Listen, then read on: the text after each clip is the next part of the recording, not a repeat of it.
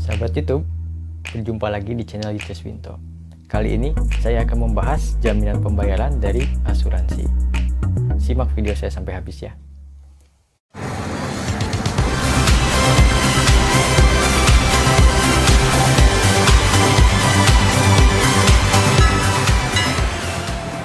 Sahabat YouTube, saya masih membahas mengenai jaminan pembayaran karena sebelum Anda bertransaksi dengan relasi atau rekan atau kerjasama bisnis lainnya, tentu kalian harus mengetahui bagaimana cara membayar yang aman dan baik.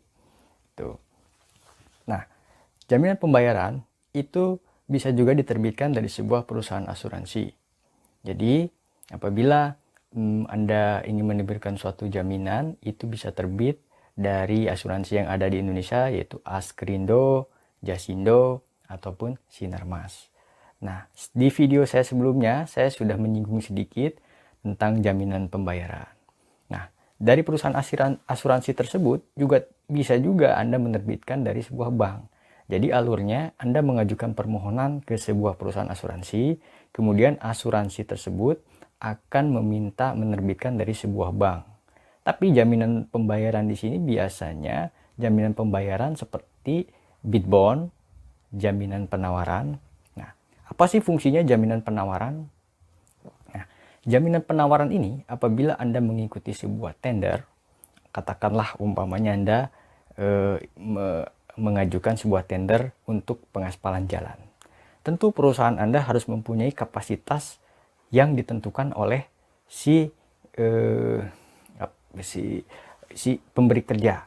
Nah, apabila ternyata perusahaan Anda tidak memenuhi kapasitas, maka Anda kena biaya atau penalti untuk membayar sebuah sanksi. Nah, itulah fungsinya bid bond, salah satunya. Nah, kemudian ada juga jaminan pelaksanaan. Jaminan pelaksanaan itu apa sih fungsinya? Atau juga yang disebut dengan performance bond.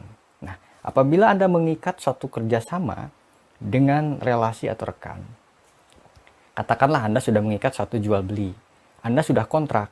Nah, si pemberi kontrak itu sudah mengikat kontrak kerja dengan Anda. Kemudian Anda tidak melaksanakan kontrak tersebut, tentu juga akan merugi. Jadi Anda harus membayar sebuah ganti rugi, yaitu yang disebut dengan jaminan pelaksanaan. Apabila Anda tidak mengirimkan barang, maka jaminan pelaksanaan tersebut akan dicairkan. Nah, ada juga dengan jaminan uang muka. Di beberapa pekerjaan, biasanya konstruksi atau apapun juga, jual beli juga bisa jadi, dia memberikan sebuah uang muka. Nah, uang muka tersebut apabila Anda wan prestasi, Anda tidak mengerjakan dengan tuntas, nah uang muka tersebut harus diganti. Maka si pemberi uang muka juga harus mempunyai sebuah jaminan. Jaminannya apa? Ya itulah advance payment bond. Jadi jaminan uang muka. Nah, terus ada juga bila Anda pengerjaan sebuah konstruksi, ada jaminan pemeliharaan. Artinya dalam masa pemeliharaan, misalkan Anda setelah selesai mengerjakan suatu pekerjaan, yaitu pengaspalan jalan. Nah, dalam masa pemeliharaan tentu akan dicek bagaimana kualitasnya sesuai dengan yang dikerjasamakan. Nah, ini yang terakhir juga di dalam ekspor impor itu juga ada namanya custom bond, yaitu jaminan pembayaran penundaan untuk pembayaran bea masuk.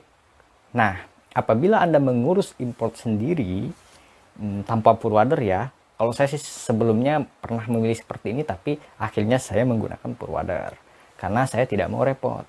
Nah, custom bond ini biasanya diminta oleh Dirjen Bea Cukai atau Departemen Keuangan lah. Nah, di sini Anda harus melakukan sebuah proses dengan perusahaan asuransi, umpamanya. Tapi di sini prosesnya seperti ini ya. Biasanya Anda melakukan sebuah pengajuan untuk fasilitas import ke Departemen Keuangan. Kemudian Anda akan diberikan surat keputusan fasilitas import. Nah, dari situ Anda melakukan surat permohonan kepada perusahaan asuransi. Nah, setelah itu dibelikanlah, apabila Anda di ACC ya, akan diberikan penyerahan custom bond tersebut. Nah, setelah itu Anda menyerahkan custom bond tersebut ke Departemen Keuangan. Nah, setelah itu ada surat tanda terima dari sana bahwa Anda telah menyelesaikan jaminan untuk penundaan pembayaran biaya masuk. Nah, barulah Anda melakukan aktivitasnya dengan lebih cepat. Karena tanpa itu, tentu Anda pembayaran itu memerlukan waktu untuk menghitung.